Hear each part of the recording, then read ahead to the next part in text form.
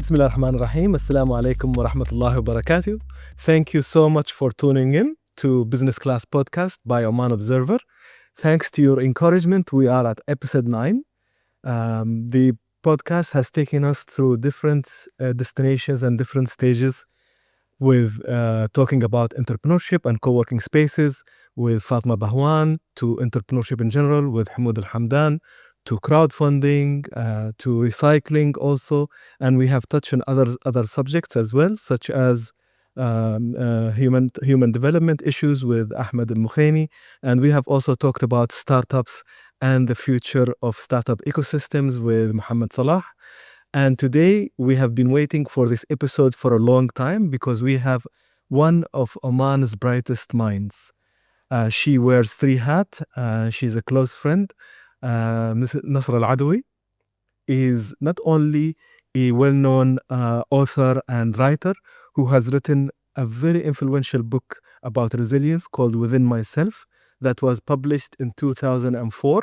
And it ran out from all the bookshops as soon as it was published. But not only that, she was an author and a writer. She's also an accomplished mother who has also helped other mothers with parenting in different groups and capacities. She's mother to 2 beautiful children, Ziana and Saleh. But she also, in her official capacity and career, she is a business management consultant. But her true passion is her she's a poetic therapy practitioner. And she runs workshops who have also helped so many people explore different ways of doing therapy. Today with Nasra, we want to talk about something that often gets neglected because of how fast our life pace has become, and because how much technology and things like artificial intelligence are becoming to affect ourselves. It's good to take a step back and talk about therapy and talk about the importance of staying resilient in face of the challenges that face us in the workplace and the many challenges that face us in our personal life. Please tell us about yourself. We know that your first degree was a Bachelor in Business Administration from Arab Open University. Tell us about yourself and why, what put you in the resilience path and what it means to you. We are very welcome, Nasra, in our podcast. Assalamu alaikum wa rahmatullahi wa barakatuh. Thank you, Khalid, for hosting me here. It's actually a pleasure to get reunited with you. It's been a while. We haven't seen each other, so it's good to be with you to talk into a very important topic, which is resilience. I believe resilience comes taking place from our stories. And I think you love this word, storytelling. Each one of us has a story to tell, and that story builds up from our brokenness. So if someone asks me about resilience, it's about honoring those brokenness that have taken us or broken us into the person or individual that we are in. So I take two step back. I am Nasra Al Adawi, and I am a poet, and I'm a poetry therapy practitioner. I'm also business development consultant with an organization called E09. And I love these 3 hats because they complement each other to building or to contributing the work that I do to actually businesses and to the society as well. So when we look at resilience, it reminds me of the art of Kintsuji, which is Japanese art of brokenness. Pieces of pottery that was broken and not discarded or discarded. And those pieces are being put together and laminated into a paint or beautiful gold paste in appreciation of those brokenness. And these are the stories actually that takes place in our lives of people and individual. Maybe they've done businesses, or maybe they are struggling in their life, and then they created stories that becomes role models for others. And that's a really beautiful metaphor of how maybe a broken pottery, when put together, it can be even more beautiful. So from your own story, because our society associates sometimes strength with successes. But it's very interesting that you are saying also that strength can come from the opposite of success, of not being maybe facing success in your work, or maybe some failed experiences in your personal life. Could you tell us from your own personal experience, how did you stitch up your failure to build this concept, the Japanese concept that you mentioned? Yes. I think I love to go back into my childhood. I come from, I wouldn't say a broken family, but separated family. And having my family divorced, I used to get very angry with situation or being the environment that I am in. And that led me to being rebellion. And my rebellion was to actually pick up the pen and Right. paper and write. Whenever I was not happy about things, my family would be actually guiding me about something and I'm not happy about, or I want to be opposed of ideas that my family would actually tell me to do, I would actually pick up the pen and paper. And even that, through those separation of family, I went through of not allowing things to be given to me. I wanted to create things that are belonging to me or close to my heart. Um, so, for example, if I was told to go into a certain path, Yes. I would ask myself the question: is that path, is it close to my heart or not? Yes. And that actually led me to writing. And I came from from an individual who's very shy, so talking was very difficult for me. But the writing allowed me to cross that bridge, and it allowed me to have that voice to come out of my shyness and to actually bring out that uniqueness and the strength that came within. So the idea of brokenness comes from allowing that brokenness to give you that light, to allow you to linger into strength. Areas that you thought painful Yes. becomes your ally or your sparks to allow you to bring that talent of yourself. Yeah, for example, when we had Corona, every businesses had got affected. Our business got affected. Instead of laying people out, they reduced certain things, Yes. reduced hours, reduced wages. It affected me at that time. And I asked my question: do I cry about it, or what do I do about it? And that pain area for me, it was, oh, by the way, I had poetry with me. By the way, I was certified poetry therapy practitioner. So that way came an idea of holding writing for wellness in mountains. So we took, ourselves adult as well teenager, and we did hiking and writing together as a way of venting out, and as well a way to build your skills during corona time. And it was an income for me as well during that time. That's a really amazing way to turn a tough time into a way of building your own life back together, and resilience, and getting over that almost feeling down that came with the pandemic.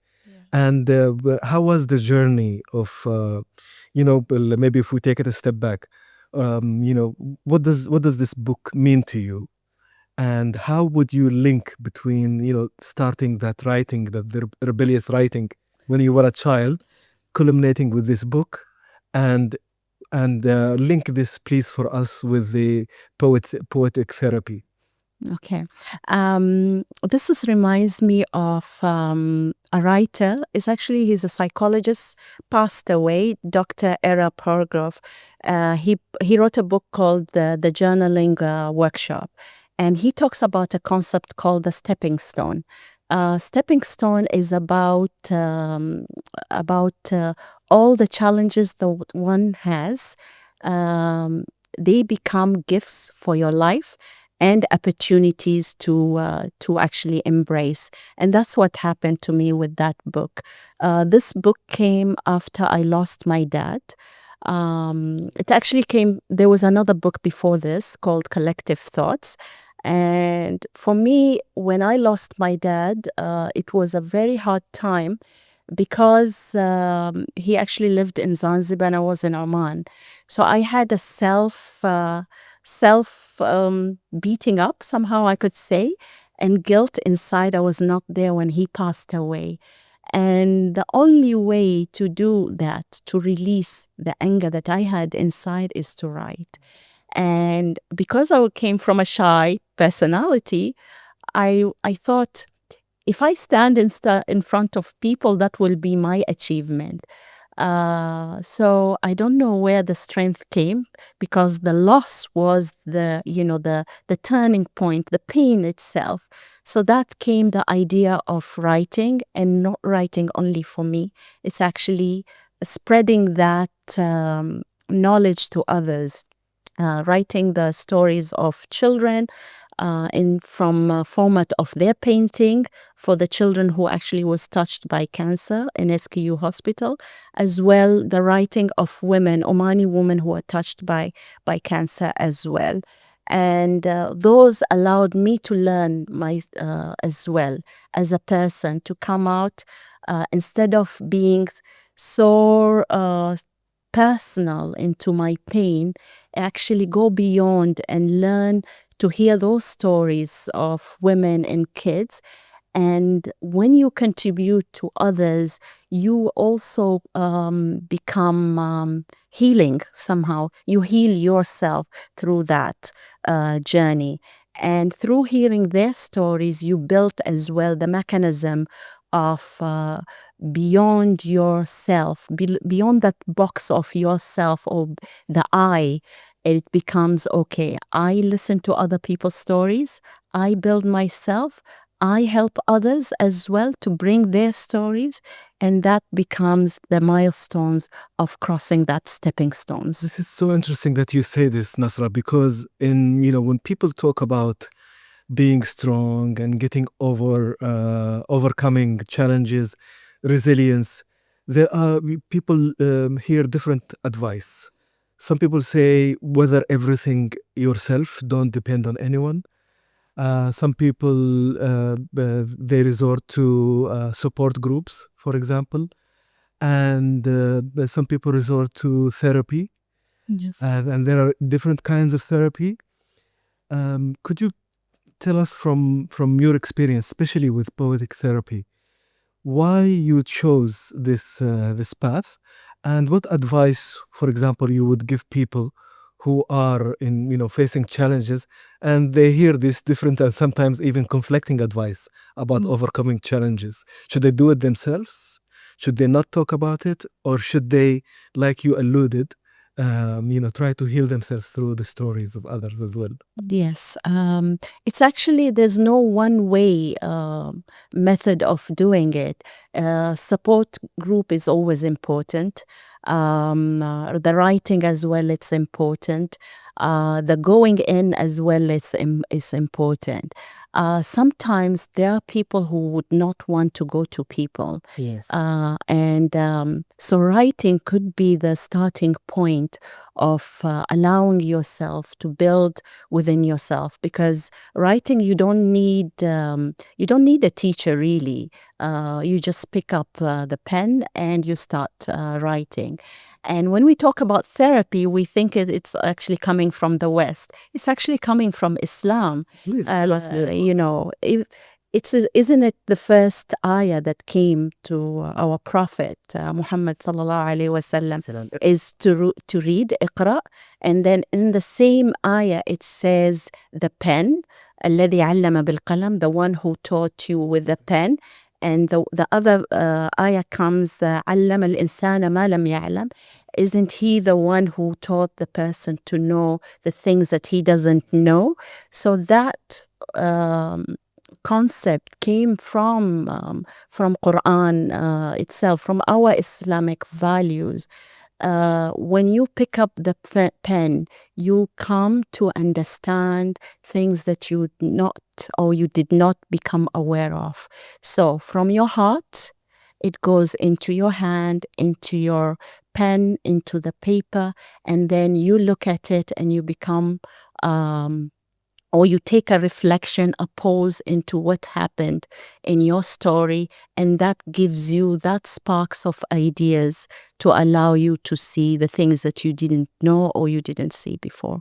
This is so interesting. I mean, rooting these modern looking practices into deep beliefs and values, it really helped it to become more sustainable. Because whenever you forget that, for example, writing is therapeutic, you would go to your values, to your beliefs, to your faith, to Islam, and that way it becomes sustainable. Yeah. I wanted to add one more thing, which fascinates me. I mean, to look at the things with fascination, it allows you to become creative. It allows you to notice something, maybe, for example, a thread that comes out of your dress. If you look at it in a fascination, you become a learner of new things. I'm fascinated with, for example, the stories that comes from Islam. For example, when we talk about businesses and individual, when we talk about the story of Nabi Yusuf, each part of his life was a stepping stone, beginning from falling into the well. That was the hardship, the brokenness that we are talking about. From within his brothers and family. Yes, and then the other brokenness that he got been sold, the other brokenness that he trusted the family who take him in, those the one who broke him, and then the jail he's been, and then even that it built him. It was sequences of resilience. It wasn't one way method. Resilience, building another point of brokenness, building another brokenness that allowed him to become the leader that he was. And that emerged into the individual Prophet Yusuf he was. He became the leader, and not only he helped Egypt, but actually helped the nation where at that time during the hunger. And so across the world, in all the faiths, he has become a symbol for patience and for overcoming hardships. Yes. And I think this is important for us to hear, stories of people who are like us or in different areas or in our country. Their stories is important for us to understand how hardship built them. For example, one of the stories that very close to me of a woman, she has an organization called Himam. And she, it's actually, we call it the Arabic word. It's for Himam, endeavors? Himam, it's actually... efforts, maybe? It's I forgot the word, but it will come. Let me tell you the story. She's actually having one child who is disabled, and she started to do therapy for them, body therapy for them. And she opened her organization to actually give exercises and to allow to have therapy for it started from her her daughter, and that became into a business to offer that business. Yes. So that pain for her. Her name is Moza. That pain that she had in her family gave her the spark to actually open a business. And even now, when she was faced with a lot of challenges, because it was close to her values, close to the purpose that she had in, she went and fought back. She went and built that business differently, changing the model, changing the way that she looked out things, and allowing her to sustain that business. So this is the brokenness that she came in, and then the facing of the challenges and building into a business. And like this inspiring story of Moza and her social venture Himam, I'm sure there are so many stories that you share with the group in the poetic healing that give people sparks. And I know for the past, maybe around 10 years, you've been working a lot, especially with women with such stories. And if you remember Sultan Qaboos, may his soul rest in peace, he was also very inspiring when he said that the society has two wings. And it cannot fly if one wing is broken. And yeah, this is why he really believed in women building their resilience. How about for men? From your experience, how do you think they can play a constructive role in making the society as a whole resilience, whether in their families or in the workplace? That's a good question and a hard one. I think there is two ways of looking at it. We need men who would actually support women. Sometimes men get threatened with women.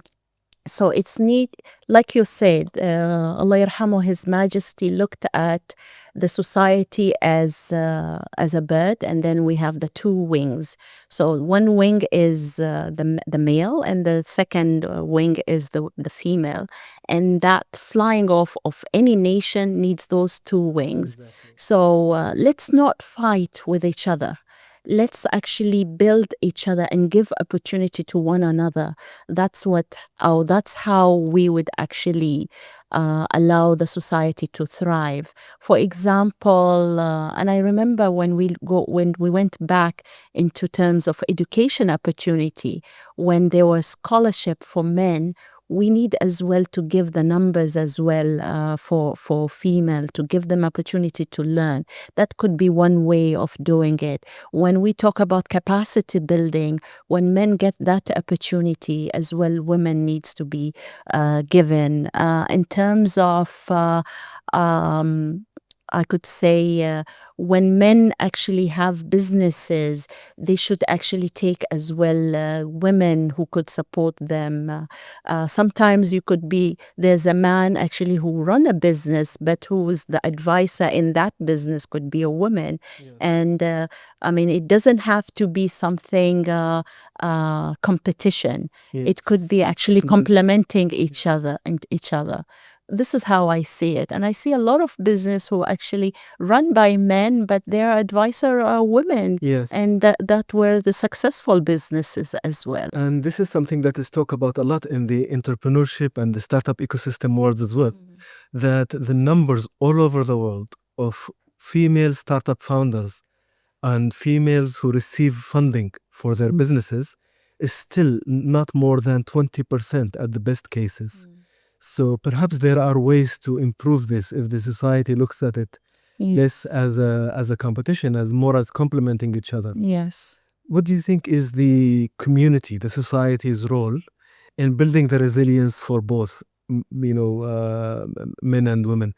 Is there anything that we should stop doing as a community that has been hindering women intentionally or unintentionally?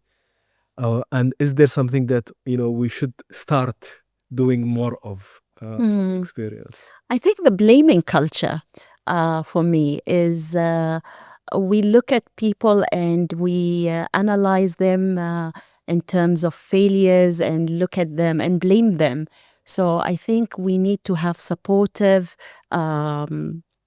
system that would allow even the failures, we should not have the finger on them and say, you failed, but to actually be kind and empathetic into those failures. Because once you start blaming,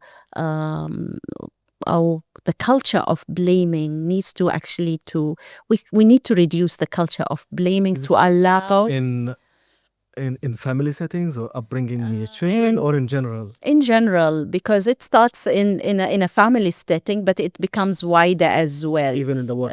Yes, in a workplace, in the culture, in even you see it in when something goes wrong, when we put it in the newspaper, everyone starts to blame because of this, because of that, or someone gives an advice, for example, then everyone is on the right to actually blame or to criticize. Yes. So that critique should be healthy critique. Yes. Not Feedback. yes. And this, but yet constructive. Yes, feedback. that is what we need, because failure is a must for any individual.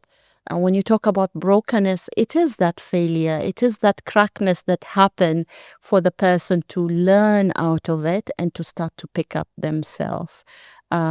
Without that failure, or tell me, there is a person with cracks, Yes. wouldn't have, or would he have not cracked, and would he not learned? So that's a metaphor that I would like to use. This is such an interesting metaphor. They say that there is, part of the teaching of Jesus that when people blamed one person who sinned, he said, "Let the first, the person with no sins cast the first stone." We have all have our failures, our mistakes, and perhaps by complementing and coming together is one way to heal ourselves. Yes. Like that principle that you said in Japan, that they have yusuji, is it? Kintsuji. Kintsuji. Yes. And I love that part. It's not only the cracks, but actually we could actually do it here in Oman as well. I mean, I remember the art of Kintsuji, or the crackness, the beautifying of the crackness, that concept took into other art shape. For example, there was Bill Collins, a sculpture.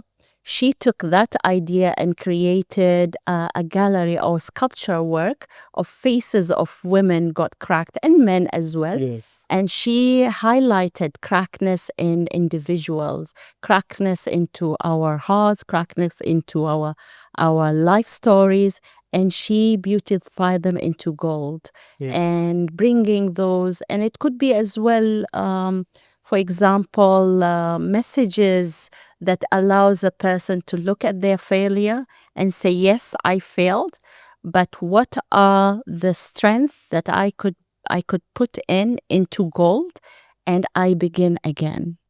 It's it's all in there with good beginnings, right? Yes. And based on that, let's say, for example, for myself, for Khalid, and for someone who's following us now, and we're facing so many challenges in our lives, in culture, in work, and in our personal life, and we would like to begin, like you said, a journey of healing. Can you mention some ways where to start, resources that people like myself would like to start this journey, and our viewers as well? Yes. I love, I'm going to give you a technique of writing and I think it's very important to learn it, to actually look at the stepping stones. Some people looks at their failure, but they don't write them. So take that challenge, writing all the failures or all the challenges that you have been given by Allah. Write them down and see what was the opportunity that got missed within those challenges. Was there a business?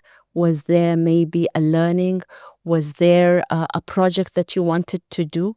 Write them down and see, isn't that opportunity for you to go back to it or not? And then analyze it and see, would you open it because it was closed at that time because of a challenge? Would that be the time now to actually open it again into a new you, because you've learned, you've become bolder, you became courageous, and see if you could open it into a new adventure for you. It will surprise you that opportunity that you have missed because of that challenges or that brokenness. Now is the time, or you are ready for it, because life have taught you within your brokenness, and business maybe have gave you that brokenness but build you into a more different character, and now is the time to look at your adventure. That's amazing, and start your healing.